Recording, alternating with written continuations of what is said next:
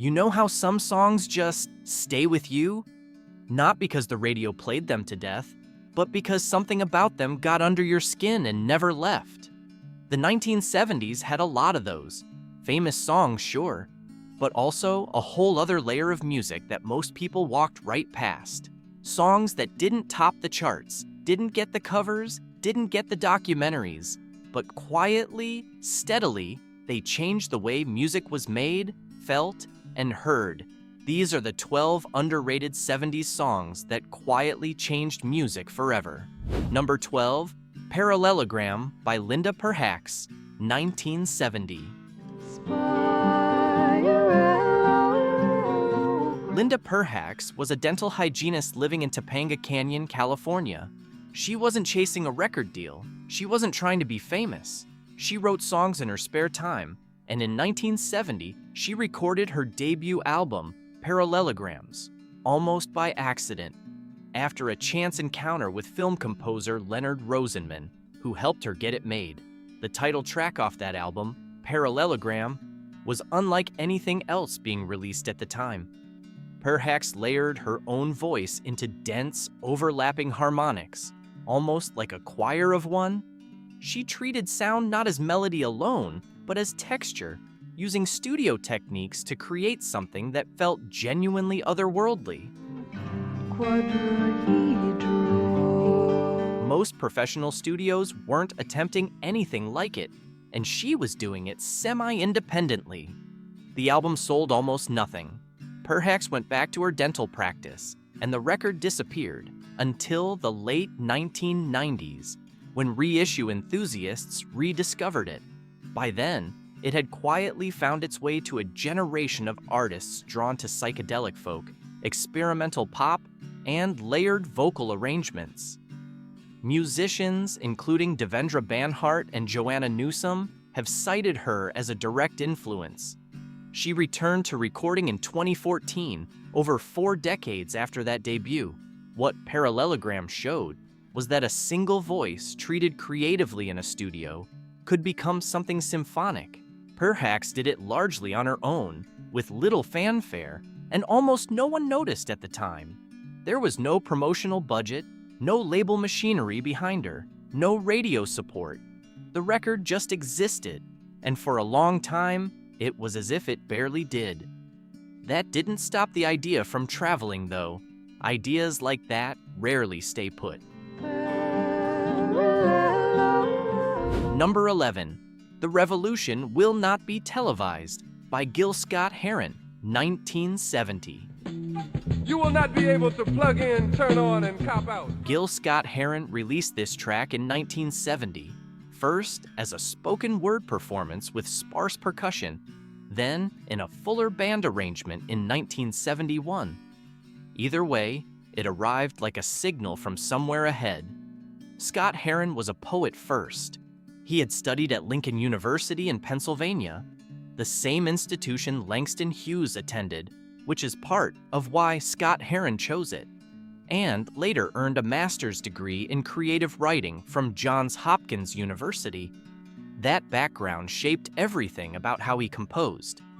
The revolution will not give your mouth sex appeal. The revolution will not get... The Revolution Will Not Be Televised took the cadence and structure of spoken poetry and married it to rhythm in a way that didn't sit comfortably in any existing genre. It wasn't exactly spoken word, wasn't exactly soul, wasn't exactly funk. It was something new. The track made relatively little commercial noise at the time, but musicians and producers were listening. The rhythmic delivery, the political commentary woven directly into the groove, the way the voice itself became the primary instrument. Those elements were absorbed and recombined over the following decade. Figures like Grandmaster Flash, Chuck D, and KRS-One all emerged from a lineage that runs through what Scott-Heron was doing in 1970. He never claimed to have invented hip-hop, and the origins of that genre are far more complex than any one song or artist. But The Revolution Will Not Be Televised sits at the earliest edge of a very long musical lineage. The revolution will not be televised, will not be televised, will not be... Number 10, What's Going On by Marvin Gaye, 1971. Brother, brother, brother. This one sits in a complicated place. Some people know it very well, but its full story, including how close it came to never being released at all, is worth telling again. Marvin Gaye was one of Motown's most reliable commercial artists when he started pushing for something different. The song's origins trace back to Ronaldo "Obi" Benson of the Four Tops, who was on tour when the group's bus arrived in Berkeley, California on May 15, 1969. That day, police moved violently against a large crowd of protesters at what had been called People's Park, a plot of land at UC Berkeley that community members had turned into a public gathering space. Benson witnessed the confrontation, couldn't shake what he'd seen, and co-wrote a song about it with Al Cleveland. That song eventually reached Marvin Gaye, who reshaped and recorded it as his own. Everybody thinks we're wrong.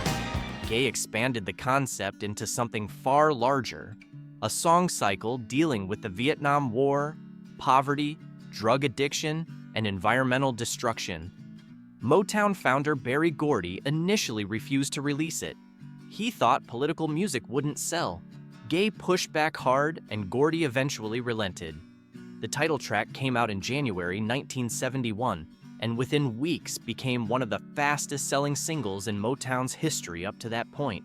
The album that followed changed what a soul record was allowed to be. Before What's Going On, albums built around social issues were largely the domain of rock. Gaye brought that ambition to black popular music at a moment when it mattered enormously. The layered vocals, the fluid tempo, the way songs drifted into one another without hard stops. All of it influenced generations of musicians, from Stevie Wonder to D'Angelo to Kendrick Lamar, who has spoken at length about the album's impact on his own work. Hear me, people. Oh. Number 9, This Town Ain't Big Enough for Both of Us by Sparks, 1974. Sparks were a Los Angeles band fronted by brothers Ron and Russell Mael, and in 1974, they released this single as the opening track of their third album, Kimono My House. It reached number 2 in the UK charts. In America, almost no one noticed. The song is a genuinely strange piece of work. Russell Mael's voice leaps between registers, countertenor highs and sudden lower passages, in ways that feel deliberately destabilizing. Ron Mael's keyboard work had a clinical, mechanical quality that sat in jarring contrast to his brother's theatrical delivery. The arrangement crams multiple tempo changes and tonal shifts into a track just over 3 minutes long, giving it the compressed energy of something that can't quite contain itself.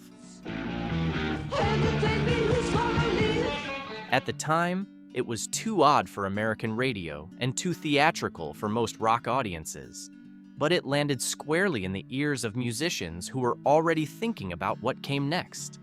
New wave acts of the late 1970s absorbed Sparks' approach to artifice and irony. Morrissey reportedly wrote a letter to the NME as a teenager extolling Kimono My House as one of his favorite records, and later credited it as a key reason he pursued a music career at all. Franz Ferdinand, MGMT, and Björk have all acknowledged the Mael brothers' importance to their own work. Ron Mael's compositional approach, using melody and arrangement as vehicles for wit and absurdity, was something genuinely new in pop. The seeds he planted in 1974 kept blooming for decades. Number 8, Dancing Girl by Terry Callier, 1972. I thought I was in flight. Terry Callier was a Chicago singer and guitarist who never quite fit anywhere. He had grown up in the Cabrini Green housing area on the north side, influenced equally by blues, folk, and jazz.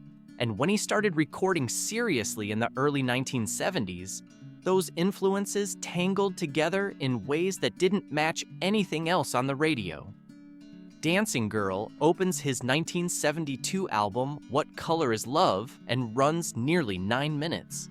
It moves through folk jazz chord changes, orchestral swells, and passages of near silence. Callier's voice, warm, unhurried, deeply interior, holds the whole thing together without ever pushing toward a conventional peak. The song doesn't build toward a climax you'd recognize from most popular music. It just keeps unfolding. The album was largely ignored when it came out. Callier kept playing small venues in Chicago and eventually stepped away from the music industry in the 1980s to focus on raising his daughter. Then, in the mid-1990s, British acid jazz and neo-soul producers began sampling his work. Beth Orton collaborated with him. His profile in the UK grew substantially. He was playing concert halls there, while still being nearly unknown in his home country. Dancing Girl, in particular, pointed toward the patient, layered approach to soul that would define artists like Maxwell and D'Angelo in the 1990s. It sounded like it had been made a generation after it actually was, which is about the highest compliment you can give a piece of music from 1972. And each of us is born alone. Callier passed away in 2012, having spent the last decade of his life finally receiving some of the recognition in the UK that had eluded him at home for years. He never became a household name, but the musicians who found his work found something they couldn't stop using. Number 7, 20th Century Boy by T-Rex, 1973. Mark Bolan and T-Rex had already scored a string of glam rock hits in the early 1970s. Bang a Gong, Get It On, Telegram Sam, Children of the Revolution. By 1973, they were past their commercial peak in the UK, and 20th Century Boy didn't reach the heights of their earlier singles. In America, glam rock barely registered as a mainstream phenomenon during this period, which is part of why 20th Century Boy deserves its own moment here. The opening riff, enormous, lumbering, and completely committed to itself, is one of the most immediately physical in all of rock. Bolan's guitar playing always leaned into swagger over technicality, and here that instinct produces something that feels almost prehistoric in the best possible sense. There's nothing clever about it. It just lands. The song found a second and third life in the years that followed. Punk musicians in 1976 and 1977, including members of The Clash and The Damned, pointed to Bolan as a template for stripping rock back to its most confrontational and immediate essentials. The riff's presence echoed through hard rock and alternative tracks across the 1980s and 1990s. When Bolan died in a car accident on September 16, 1977, 2 weeks before his 30th birthday, musicians on both sides of the Atlantic mourned someone they considered one of the essential figures of what was still coming, even though his commercial moment had already passed. Number 6, Right Down the Line by Gerry Rafferty, 1978. Only you can see. Gerry Rafferty is best remembered for Baker Street, the 1978 song built around Raphael Ravenscroft's saxophone line. That song was a genuine hit, and its legacy has been covered many times over. But the album it came from, City to City, contained a second song that deserved equal attention and never quite received it. Right Down the Line is a quieter thing. A love song built on slide guitar and Rafferty's warm, unhurried baritone. It reached number 12 on the Billboard Hot 100, a respectable showing, but quickly fell into the shadow of its more famous companion track. The production on City to City was careful and precise. No clutter, nothing out of place. Everything in Right Down the Line sits exactly where it should. The guitar tone, the tempo, the dynamics, all of it in service of a straightforward declaration that ends up feeling quietly devastating. The intimacy of it never calls attention to itself. It's just there, fully formed. They don't let me down. Singer-songwriters who came through in the 1980s and 1990s absorbed this approach without always tracing it back to its source. The idea that a rock song could be emotionally direct without being melodramatic and intimate without being sparse owes something to what Rafferty was doing on that record. It's the kind of influence that works by example. Nobody announced it, but it got into the air and stayed there. Rafferty himself never had another album that matched city to city commercially, but the record kept finding new ears long after the charts had moved on. Number 5, Inspiration Information by Shuggie Otis, 1974. Shuggie Otis was 20 years old when Inspiration Information was released on Epic Records in 1974. He had spent nearly 3 years making it, writing every song himself and playing nearly every instrument on the record, building tracks from scratch, layering drums, bass, guitar, and keyboards in ways that gave the music a quality of intense, private concentration. The result was a record that sounded like one person's inner world rendered in full. Shortly after the album's release, Otis received a call from Billy Preston on behalf of the Rolling Stones, asking him to join the band following Mick Taylor's departure. He turned them down. He also declined a subsequent offer to work with Quincy Jones on his next record. Otis wanted to keep doing things his own way, and for a long while, the music industry moved on without him. But the album didn't disappear. It became one of the most influential cult records of its era after David Byrne's Luwaka Bop label reissued it in 2001. Prince has spoken about Otis as an influence. D'Angelo studied the album closely. The neo-soul movement that took shape in the 1990s, built on intimate, self-produced records that blended funk, soul, and R&B with something deeply personal, traces a clear line back to what Otis was doing alone in a studio in the early 1970s. He did it before the genre even had a name. Number 4, Time by Pink Floyd, 1973. A lot of people have heard Time. The album The Dark Side of the Moon is one of the best-selling records in history and has spent close to 1,000 non-consecutive weeks on the Billboard 200 since its release in 1973, a record that no other album comes close to. But the specific details of how Time was put together and what it introduced tend to get swallowed by the larger mythology of the album. The song opens with a sequence of clocks, multiple alarm clocks and chimes recorded separately in an antique store by sound engineer Alan Parsons, then layered together quadrophonically. Parsons had originally made those recordings as a test of quadraphonic sound technology with no specific project in mind. When the band began recording Time and heard what Parsons had, they built it into the song's opening. The use of found, ambient, real-world sound as the first thing a listener hears before the band even starts. That was unusual in mainstream rock in 1973, and the idea moved quietly into production thinking over the following years. David Gilmour sings the song's verses, with Richard Wright handling the bridges. The lyrics, written by Roger Waters, are about realizing too late that life is already happening, that you've been waiting for it to begin when it was underway all along. For audiences who were growing older alongside the music they loved, that particular feeling landed with a force that wasn't especially common in rock at the time. Number 3, Can't You Hear Me Knocking by the Rolling Stones, 1971.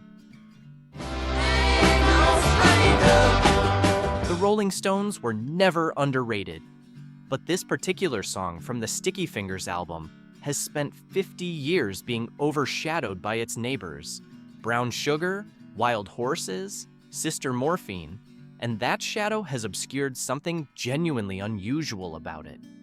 The first 2.5 minutes of Can't You Hear Me Knocking are a hard rock song. Keith Richards' riff is blunt and powerful, Mick Jagger's vocal aggressive and direct. Then, at around the 2-minute 30 mark, the song doesn't end, it shifts. A percussion-led jam takes over, with Mick Taylor's lead guitar moving into jazz-inflected territory, and the whole band stretching out for another 4+ minutes. The result is a piece that runs over 7 minutes and essentially contains 2 different musical ideas joined at a seam. The extended section reportedly came about partly because the band simply kept playing in the studio and the tape kept rolling. However it happened, the structural result was something bands paid attention to. A rock song that opens into an extended improvised passage with no return to the original theme. That opened up a sense of what could happen inside a track. Arena rock and eventually jam band culture both absorbed the idea, often without pointing back to this particular moment as the source. That's usually how it goes with the songs that actually change things. They become part of the air, and people forget where the air came from. Number 2, Watermelon in Easter Hay by Frank Zappa, 1979. Frank Zappa had a long and deliberately provocative career, much of which was designed to confuse or alienate casual listeners. Conceptual rock operas, dense orchestral compositions, lengthy pieces that move between jazz, classical, and what sometimes sounded like controlled chaos. Song titles engineered for maximum discomfort. Watermelon in Easter Hay, from the 1979 rock opera Joe's Garage, is none of that. It is a slow, melodic guitar piece, running about 9 minutes with a restrained rhythm section underneath. And it stands as one of the most emotionally straightforward pieces of music Zappa ever recorded. There are no jokes, no irony, no satirical distance. The piece simply plays. What made its arrival notable in the landscape of late 1970s music was the way it reframed Zappa for people who had spent years treating him as a cerebral puzzle. Here, at the very end of the decade, was a performance that asked nothing of the listener except attention. For guitarists and musicians who had followed his technical work closely through the 1970s, Watermelon in Easter Hay arrived as evidence that the provocation had always been a choice, that underneath it was something more straightforward and more moving than most people had been given reason to expect. That mattered to how seriously people took him as an artist from that point forward. Number 1, A Case of You by Joni Mitchell, 1971. Still I'd be on my feet. I would still be. Joni Mitchell is recognized today as one of the most important songwriters of the 20th century. But in 1971, she was still being categorized primarily as a folk singer, and several of her contemporaries received more mainstream commercial attention than she did during this period. A Case of You appears on Blue, released in June 1971. It's among the most intimate songs on an album that is itself almost unbearably intimate. Mitchell accompanying herself on a dulcimer, her voice unguarded and direct in a way that was uncommon for the era. The song is about a relationship, complicated, romantic, and bruised, and it carries a degree of emotional specificity that most popular songwriting of the time avoided. Mitchell wasn't reaching for universality through abstraction. She was being completely particular and trusting that the particularity would land. It did, though not all at once. Blue was critically admired on release, but didn't sell the way some of Mitchell's earlier records had. Its reputation grew over years, then decades. Prince performed a live version of A Case of You as early as 1983 and later recorded it for his 2002 album, One Night Alone. K.D. Lang's 2004 recording on Hymns of the 49th Parallel brought it to an entirely new audience. Artists across genres, pop, indie, R&B, have cited Blue as foundational to how they think about songwriting. A Case of You is among the primary reasons why.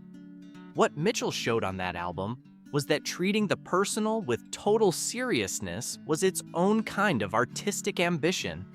Not grand themes, not universal statements, just one specific feeling, rendered completely. That gave other songwriters permission. The permission spread further than most people realized at the time it was given. And 50 years on, Blue is still the record that comes up when people talk about what it means to write a song that tells the truth. The 1970s were full of music like this. Songs that did something new without announcing it, then slipped quietly sideways into history. They didn't always get the attention they deserved in their moment. But they stayed in the room. Musicians heard them, absorbed something, and carried it forward into records you probably know better. That's how the decade really shaped what came after, not just through the obvious hits, but through the ones you had to go looking for. Some of them you still have to go looking for. That's part of what makes them worth finding. If any of these brought back a memory, or sent you looking for something you'd never heard before, leave a like and subscribe. There's a lot more of this kind of music worth talking about, and we're just getting started.